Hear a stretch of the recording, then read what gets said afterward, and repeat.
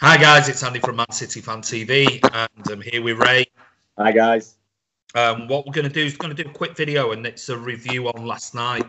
And what we're going to do is break it down into sort of little short sections. And the first one is we're going to look at the way the media have looked at the game last night. We'll then look at some of the sort of Liverpool fan reactions, which has been absolutely barking mad. And then what we're going to do is we're going to look at the players, short review on the player ratings, and we'll give our scores. So, Ray, we were talking earlier about the media's approach. I've got a couple of things. We'll put some screenshots up of some of the comments and ratings that have been in the media today. But you were mentioning earlier about Jamie Jackson. Yeah, Jamie Jackson writes for the Guardian and I think the Observer as well, sister papers. And he said the game was of lowish quality. And I found that hard to believe. You know, there were a lot of moments of very high quality. All the goals, well crafted. Sergio's fantastic goal, Sane's brilliant goal, and even Liverpool's goal. Yeah. Well, so you know there were a lot of moments of good quality. To say it was low quality, I think that's very, very harsh. And then I looked at some of his ratings. He gave Edison a 6, which I thought was tight, very tight. And then he gave Bernardo Silva a 6, which I think is ridiculous, absolutely ridiculous. Yeah. The guy, his proverbials off last night. David Silva gave a 5, which you think, okay, he didn't have a great impact. But the difference between David Silva and Bernardo Silva was not 1 point, was not 1 mark. No. It was Sane and I. And, you know, I think we said at the time, and other fans were saying that going forward, Sane can be fantastic, but he does tend to switch off, and sometimes he's a bit lazy with his concentration and his control. And I think even Pep intimated the same in the press conference, that they're trying to work hard to make him a better player, and he's great going forward. So, you know, for Jamie Jackson to write that, I mean, in my opinion, some of that's guff. There was Mark Ogden? I think he's ESPN now. He used to be with the Telegraph, and he was, you know. Yeah, but he's a notorious rag, and he's a bitter journalist, and I've stopped clicking on his articles now because he just annoys you, because that's all he wants is clickbait. Yeah, I mean the only way I get these some of these journalists now is they come up on my timeline. The only one that I think the only one I follow is Darren Lewis, because I'm just waiting for him to write something. Yeah. About well, actually, what's interesting is that you talk about Darren Lewis, who writes for the Mirror, the long chase after Darren Lewis that you're after at some point, and let's hope I can't ever see it happening, but you never know. But his paper, the Mirror, actually published some player ratings today, and it's been all over social media. But what I'll do is I'll put these up on the screen, and we can talk through them quickly. Now, this is we're talking about Liverpool. So this is the Liverpool one that's coming up now. Alisson, he got a 6. Will be disappointed to be beaten at the near post, but no blame. You know, it was a rocket of a shot, but it's left an angle. Sergio's got pretty much a 2-foot area to hit the ball. But if we go across and look at the City score, now this is Alisson, okay, conceded 2 goals. Yeah, remember the goal against Palace when Schlupp scored against Edison, and everyone was going on about the fact that maybe Edison could have done better and he should really have had his angles right. Well, bear in mind this is almost an identical goal. Alisson gets a 6. Edison gets a 5. And his comments, whoever's done this, the comments are: bad early panic, almost cost a goal, and panic later too. Edison, panic? Those 2 words don't go together. No. Edison doesn't panic. He's the coolest cucumber on the pitch. Yeah. It's disgraceful that to give him a 5. 5? And to give the other fella a 6. It's ridiculous. Yeah. It's unbelievable. So that started it off, and he's thinking, what?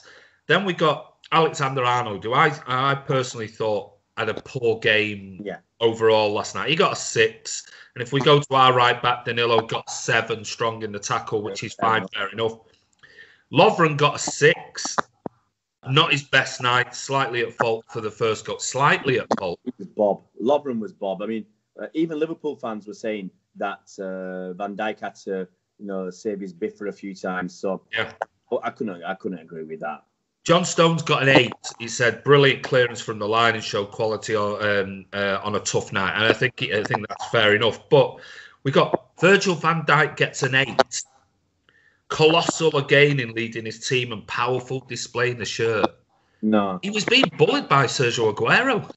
I think there's a couple of players. I mean, now it's the turn of Van Dijk. It used to be David De Gea.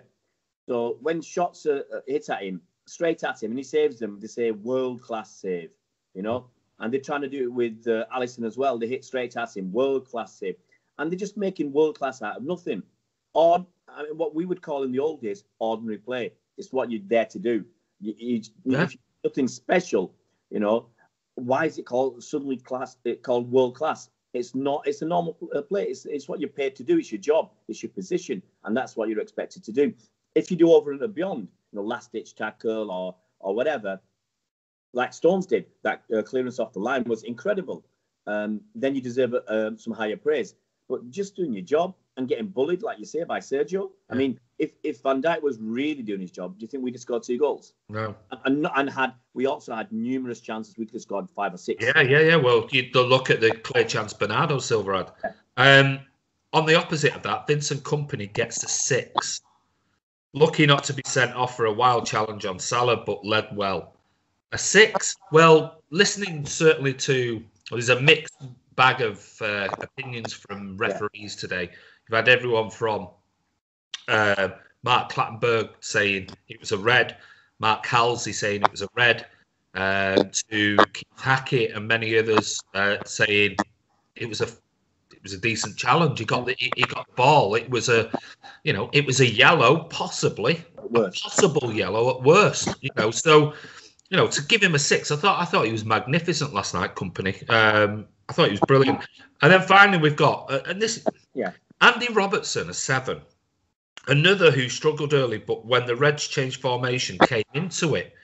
I thought Sterling bullied him all night. Yeah. I know he got the assist. I know he got the assist for Firmino. I know that. I understand that. But I thought he looked shocking. He looked scared of Sterling all night. Yeah, I mean, he was poor, really. I mean, he certainly didn't deserve, what was it, a 7? Well, he gets a 7. And on the opposite side, playing against the best player in the Premier League in the world, Mo Salah, Aymeric Laporte gets a 6. Rubbish. I mean, for playing that position, Laporte deserves more. He deserves a 7, and he played well overall. Really good. Well, what did Salah do? Salah had to swap sides. I mean, was it an Algerian journalist wrote on Twitter, and I retweeted it this morning. He said, North African Twitter, something like North African Twitter is very quiet. Yeah. Mahrez and Salah didn't play. This is your African journalist. Yeah. The comments. And no, go back to Robertson. I've got to say, Sterling got past him a couple of times, and there was that, WWE grapple on Sterling in the penalty area, which was, no.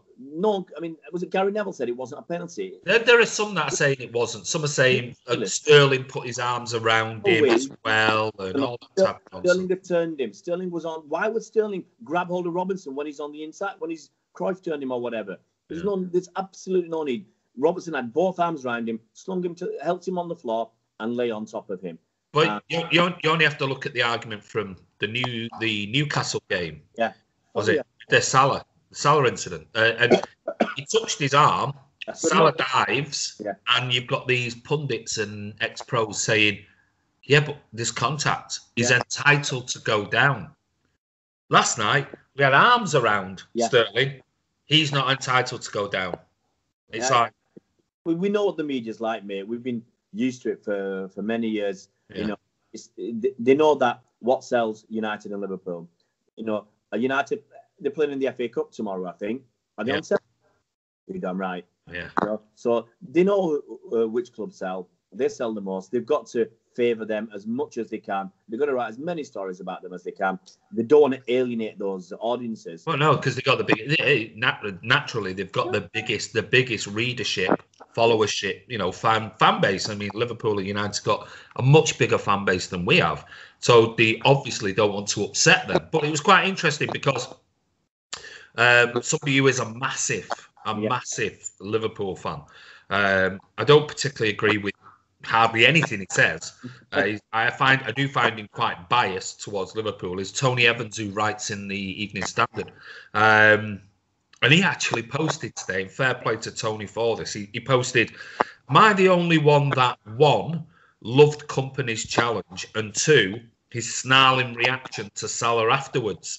Well, that's what that is. Sorry. What did he say to Salah? Are you like to tell me? He called him a pussy. And he said, "That's what defenders should do. Quit with your cry-arsing and admire the malign art of the centre-back. You'd be thrilled if Virgil van Dijk did it." Yeah. So, exactly. I mean, there's a proper die-hard core sort of Scouse fan, Liverpool fan. Didn't he used to write for the Echo?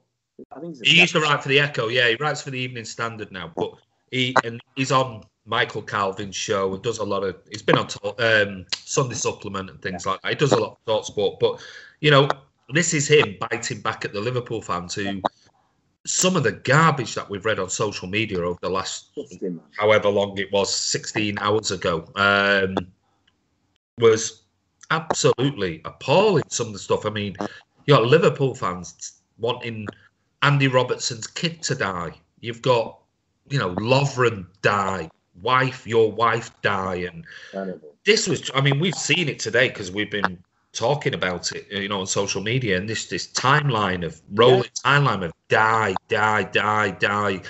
you know, and this is. We laughed at the Liverpool fans because they were so quiet last night, you know, and this whole "you'll never walk alone" sort of myth. You know, here you've got the Karius event, makes a mistake, gets death threats from his own fans. Lovren wasn't a mistake, he just got beaten by a better player, death threats. You got Andy Robertson, who's been one of their best players this season, telling him, people saying on social media, "I hope your kid dies." I mean, what's that all about? I'm only suspecting here, a lot of those fans, they're not Liverpool fans. They're probably not from this country. And probably not. They don't go to games. No.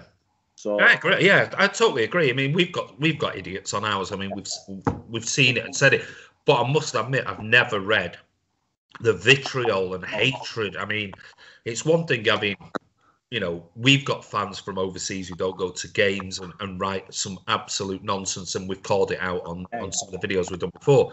But I don't read City fans, and I must admit, I don't read United fans who don't go to games from overseas or this country, or Arsenal fans or Tottenham fans or Chelsea fans. It's this fan base creates this. I don't know what it is. You get a little bit from all fan bases because you get those idiots. They're always out there. But Liverpool just seem to have a lot more idiots behind them who feel entitled. Yeah. They can't understand. Was it Henry Winter was writing that if Liverpool win the league, everybody will rejoice? No, Henry. No. Liverpool fans and the media, and you saw that picture of them all queuing up to kiss their Klopp's backside in the media. The media and Liverpool fans will rejoice. Liverpool fans because, hey, they haven't won it for nearly 30 years. The media will rejoice because Liverpool fans will lap up everything that they write, and they'll get clicks and hits, and we go crazy. So the media will love that. Almost everybody else want Liverpool to lose. They want them to bottle it. I had so many United fans saying, "Come on, City, come on, City." Never had that before. No. Never. They've never. And today we're back to our normal rivalry again. I mean, but for one night and one night only. Yeah. That's like the whole of the UK, except for Liverpool fans, were willing. Yeah. Liverpool to get beat because they don't want. I mean, that says something about your fan base. Yeah. It does say something about And maybe some of the players, you've got Lovren coming out making all this, I'm a world-class defender. And then you've got the whole issues with the Salah debate of the amount of times that he gets decisions time and time again, when others don't. And so it says an awful lot about the way Liverpool fans, because I don't think it's the team. I don't think people particularly have any vitriol towards Klopp or the actual players themselves. I think it's their fan base that they don't like. I said it early in the season, I think when we played Liverpool at Anfield, that if you go back to, was it Turin when they played in the Champions League at final, and they, people wanted them to win. I wanted them to win. I think most genuine, regular fans wanted Liverpool to win that game. And look, 10 or 12 years later, everybody wants them to lose. Oh, the Istanbul. Sorry, Istanbul, yeah. Istanbul final. Sorry. Yeah, that night. Yeah, of course I did. Everybody wanted them to win. Yeah. And now, look at what happened in the summer. Everybody wanted them to lose. And really a massive turn. I think if City had been in that final, everybody, even some United fans, would have wanted City to win against Real Madrid. But, and they hate City, but they're really, they enjoy good football. They're more realistic and reasonable. But when Liverpool are there, nobody wants them to win. They just want them to lose. So, the media are all up the backsides. The fans are deluded and crazy. Let them be like that. We took the 3 points and we move on. So moving on to the game there, I mean, the atmosphere last night, we in the videos we posted and everything, it was brilliant. We'd love that every week, or every home game, and because we have it when we go away. We're just not building that type of atmosphere, and I'll openly admit it. I'm not going to sit here and say that that's the type of atmosphere we have every week, because we don't. We have spates of 10 minutes, and then it dies down, and and maybe as a fan base we've become a little bit sort of used to brilliant football over the last 5, 6, 7 years, and it's like we expect it rather than the days where we had to get behind the team and we really had to be that 12th man. And I think last night was one of those games where, because we were 7 points behind, because we were playing the team that was above us, that it was like so important that we didn't lose, but also whatever we could do, we had to win it really to put the pressure on. So, I mean, it just shows you that even though I'll admit there were a lot of talk. Well, not a lot, but I saw more touristy fans there last night who got tickets compared to other games. But the atmosphere was absolutely incredible.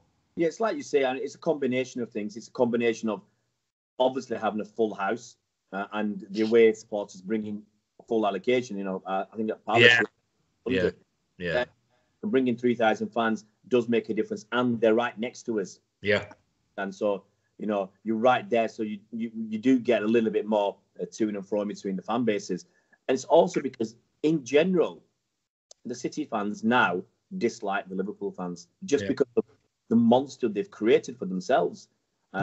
This demon that they think they are, and this entitlement, and it just gets worse and worse every single day. They just ratchet it up to new levels, and they have, like people say, they have no shame. Whatever their club or fans do wrong, a lot of their fan base say nothing, like the bus attack. They're very, very quiet. Oh, it was only a few bottles. It was nothing. Shut up. Get over it and move on. And then they cry for little things, or company should have got sent off. The ball was, have you seen that? The ball was over the line. Well, I mean, it's not just that. It's just been posted about, 30, 40 minutes ago. There was James, somebody from the Echo, has posted that Liverpool fans were complaining that coins were thrown at them last night, which is wrong. I mean, there's no doubt about it. It's absolutely wrong. No missile should be thrown between fans. But it's not that. It's the replies back. You've got all the Liverpool fans sort of saying, oh, well, they've got plenty of oil money to throw around, and they've got this, that, and the other. And I just replied to James Pearce, I think, is it, of the Echo? I just said, maybe it was to wake the Liverpool fans up. Because I've said it for, years. This Liverpool media, oh, look and listen to this and listen, is a myth. It's an absolute myth. Champions League games, brilliant for 5-10 minutes, then it's silent. Unless they scored, there's nothing. Etihad returned Champions League leg, nothing until they scored. They had a rendition of You'll Never Walk Alone for 2 minutes, then nothing. Yesterday, last night, bit of a song at the beginning, absolute silence, and then 2 minutes after they scored. After that, nothing, absolutely nothing. I mean, I think I was in my seat about half an hour before the game started, and they tried to get that LA up, and I put a video out on Twitter last night because they're City fans. They took the bait, and City fans sung their hearts out and absolutely drowned them. And yeah, they don't provide much of an atmosphere. All they provide is an enemy to get the City fans going. And the coin throwing, it's wrong and it's bad. But in this day and age, you know, we're a working class area in Manchester. Have people got money to waste throwing them at Scousers? Well, it's the fact that they turned around over the whole bus event and said, yeah, but it was a few minor idiots. Now all of a sudden, you know, it's City fans throwing coins. You know, it must be 10,000 of them. You know, that fill those empty seats. It just drives me mental with it. It's nonsense. It's gone on for so long, mate. It's become boring. Yeah. 6 months ago, okay, we might have replied to a lot of them and been a little bit narcs and riled and try to put them down, but it just goes on and on and on. Well, it's going. You know, I don't like to use it, but you know, people keep quoting it, and it's true. Is this always the victims? It's like they do it, or something happens against. Oh, you know, it was this. Somebody else does it. Oh my God! You know, there was this petition about goal line technology changed, and you know, blah blah blah. And 64 people. And, you know, you just think, oh Jesus Christ! You're embarrassing your own club.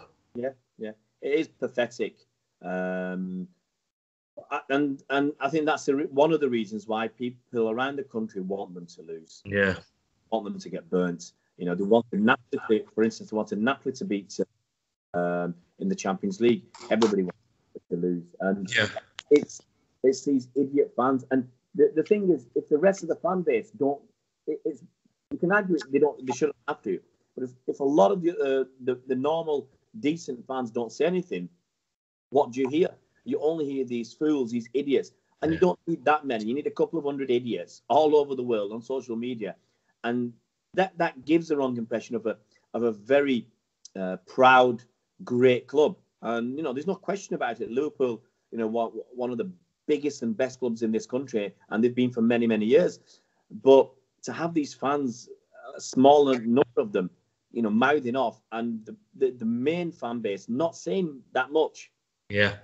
Maybe they're not on social media. Maybe they don't get involved in it. And but it does. It's like anything. It's like, you know, we've tried it when we've had, you know, idiots on social media sort of pep out, cheeky out, all that. Reply, shooting them back down. You know, because if you don't, like we said previously discussed in a previous video, is that they get emboldened and think, oh well, everyone must agree with me because nobody's saying anything. And yeah, we can ignore them and things like that. But, you know, they need telling at the end of the day, because lots of, you know, a lot of Liverpool fans are like City fans, been following for decades, and proper hardcore fans. And you've got these, you know, idiots creating. And I'm not just saying it's just this minority. There are some idiot Liverpool fans as well out there, just like they are with us. But we need to move on, and we're going to move on to the player ratings for last night. So if we start off, we'll start off with Ederson. And I know we mentioned some of the ratings that were from the Mirror earlier, but what were your thoughts on Ederson's performance very quickly, and give me a rating? I think he had a couple of dodgy moments, no question about that. But generally, he was cool, calm, collected, passing the ball long and short, some long passes, absolutely fantastic. The one to Sane was amazing. Yeah. I'll give him a 7 overall. Yeah, me too. Made an important save off Salah. I'm just looking at my ratings here. And yeah, I thought he was solid. Did nothing majorly wrong. So he gets a 7 off me as well. Danilo came in at right back for Walker. think Danilo played overall. He played well. I think he was unlucky for the goal. And I said this last night. I always think teams, they do that when Zinchenko was on the left or whoever, and they put it at the far post, and there's always the wide man, the defender who's coming down the wing is always free. So you can attach some, let's say, some blame, but I wouldn't attach too much at Danilo. I'll give him a 7.5 because I think he's had another solid performance. Yeah, I mean, that's something I said last night at the game. I said, that's about the third or fourth time in the last 3-4 games we've been exposed at that back post. Again, it's something we need to work on. But I gave him a 7. I thought he was solid last night. Didn't do anything majorly wrong. John Stones? I'll give him an 8 because, that nutmeg on Salah where he cleared it off the line, fantastic. You can argue there's a little bit of panic when he blasted it at Edison. Yeah. I think Edison's claiming a save for that. Well, I mean, Stone said it. He did say it was literally, I was going to take the ball and the keeper if I had to. I just needed to get rid of it. Yeah. Unfortunately, it was one of those bounce back off. I think overall he had a good game. Liverpool forward line didn't really have that many chances. Yeah. And that clearance off the line was worth a mark or two on its own. So 8 from me. Exactly the same. I've gone with 8 as well. Thought he had a really solid game, worked well with company. That leads us on to Vinny. I'll give Vinny a 7.5. He could have got sent off. Let's be honest. I mean, he was off the ground. In the old days, we'd have said, no, wait, it was a great tackle. 10 years ago, that was a fantastic tackle. Man and ball, whatever. And he could have got sent off. And he's got to be careful about doing those tackles because, it was only just in our half. But a lot of the Liverpool pundits are saying, he was the last man. He should have been sent off. Yeah. Either for the dangerous tackle or being the last man. So he's always got that in him. And we said that after the Southampton game, he could have got sent off there. But for Marshall in the defence, he's the guy who comes out and collects the ball. He meets the headers. He puts his body on the line. I think he deserves 7.5. Okay, well, I'm going to go down the route of Tony Evans, and I'm going to say stop, cry arsing about it. He got the ball first. And especially when you look at the Van Dijk tackle on Mertens, and up in arms saying there was nothing wrong with it. He got the ball first. Well, company did exactly the same last night. So for me, he marshalled the defence absolutely superbly. I mean, a couple of very important interceptions, cool on the ball, gets an 8 from me. I thought he was a proper leader's performance last night. Aymeric Laporte, left back, out of position. 7.5 because I think he played out of position. Against Salah, and pretty much Salah didn't get a sniff. Couple of errors I think Laporte did on his right foot when he was trying to pass out, and I don't think he didn't get the opportunity to do as many long raking diagonal balls that he would normally do to Sterling. But I think what he did well. He did what he had to do, and 7.5 from me. He gets a 7 from me. I thought he was solid. Like you said, didn't do anything special, but if you're keeping the likes of Mohamed Salah quiet all night, you must have had a decent game. So gets a 7 from me. Fernandinho. Fernandinho.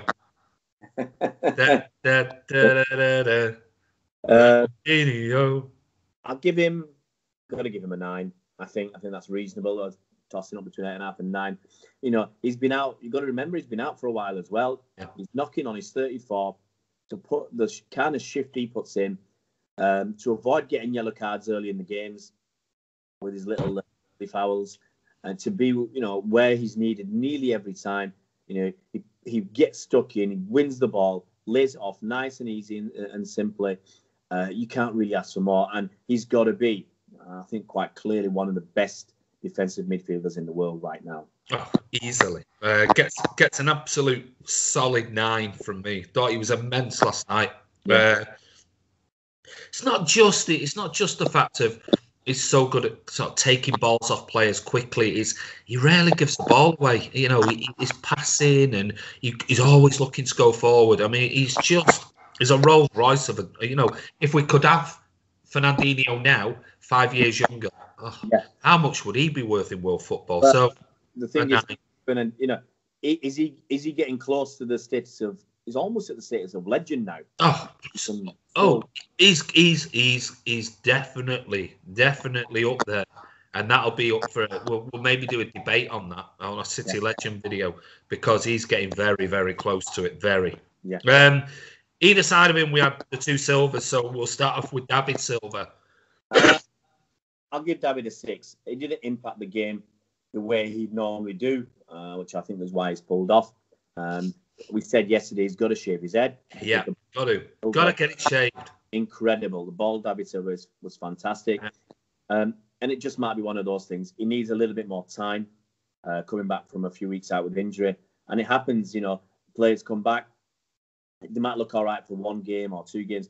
But, injuries can take their toll. So it might just be he needs, he'll have a nice rest now, I think.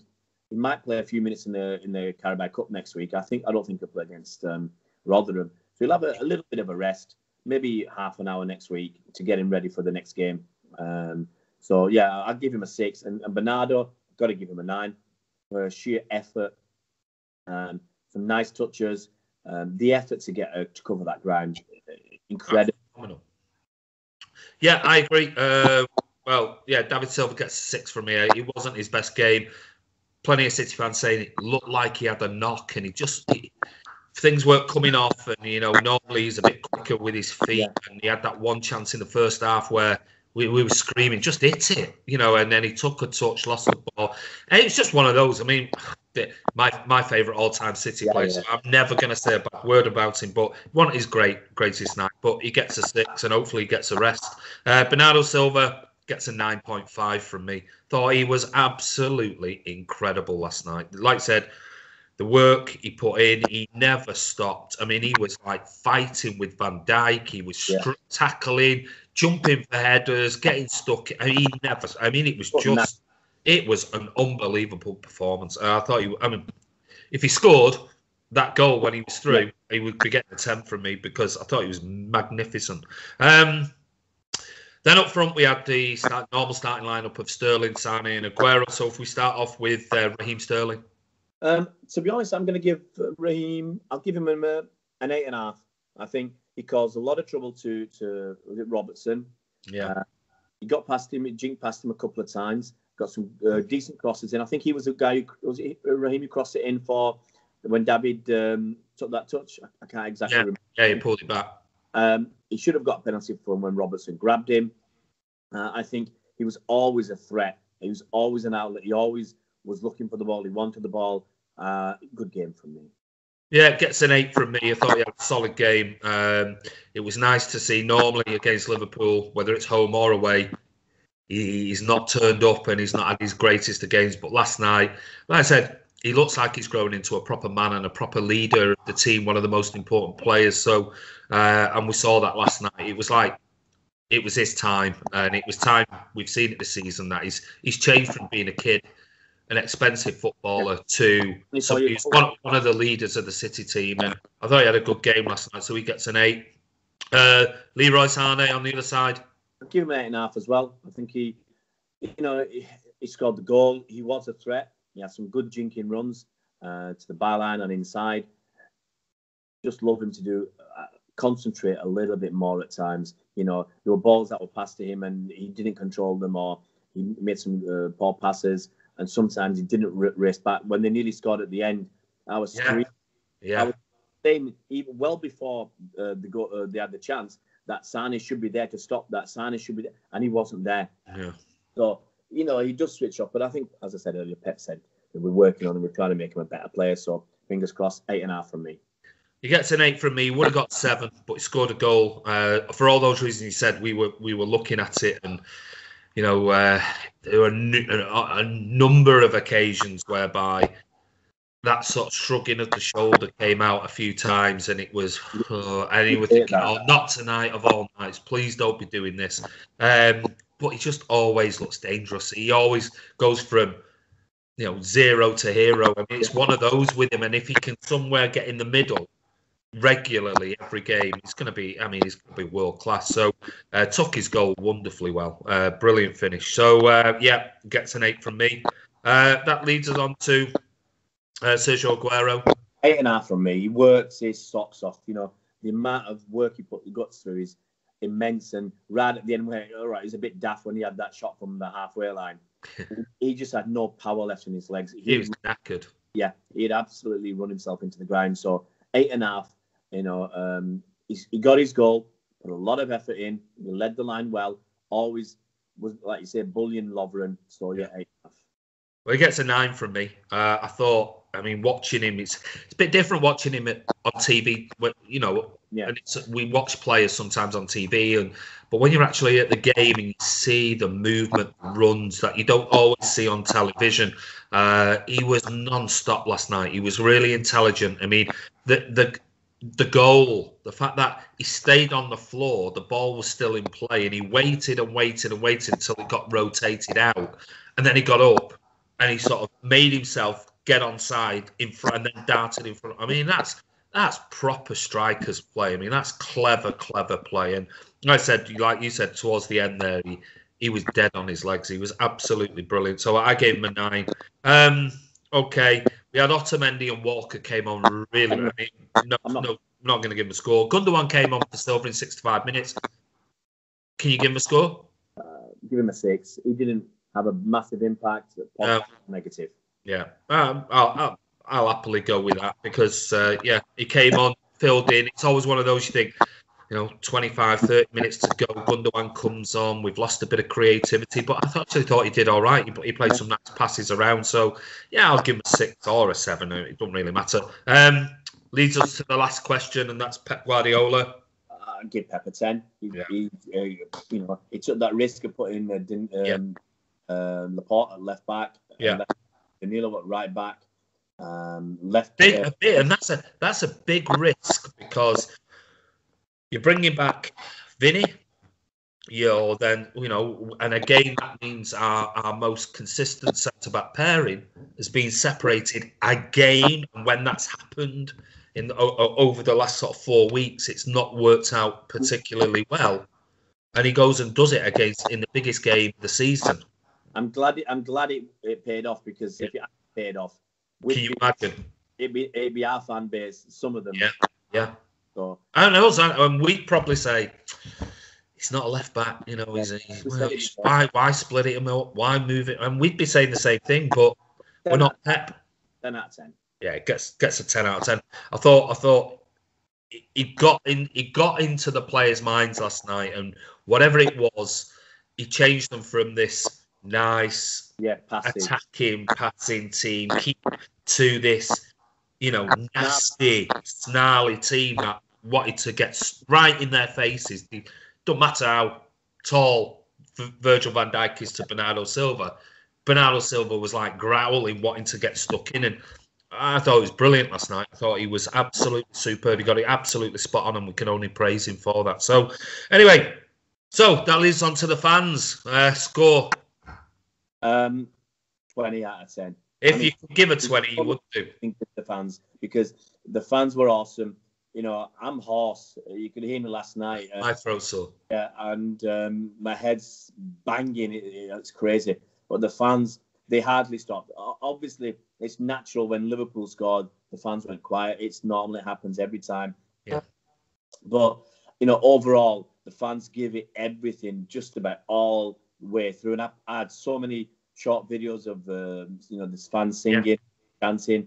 They really got behind the lads. And I think, the players did it for the fans as well. And Pep said something similar as well. The fans really, really did make a difference. And like you said earlier, if we can do this every game, I'd be loving it. I won't be able to speak at all. I'd love it if we could put even 20% of what we did last night into every single game. I think that'll make a huge difference. Yeah, absolutely. Yeah, same for me. I mean, if you could give them 100 out of 10, yeah, you would do. But I thought they were magnificent. They were definitely the difference, I think, last night towards them. So anyway, that's the end of the review. I'll be at the Rotherham game on Sunday, and I'll try and get some videos and things. Listen, thanks, Ray. I'll speak to you on Sunday. Don't forget, guys, subscribe to Man City Fan TV. We're always the first bringing you pre-match videos and post-match videos as well. We'll bring you more. We're going to do a quick Rotherham pre-match sort of video with an opposition fan channel. So I'll get that done probably tomorrow when I've got a bit more time. But anyway, this is Andy from Man City Fan TV. Great from Man City Fan TV. See you around, Blues. Take care, guys. We'll see you soon.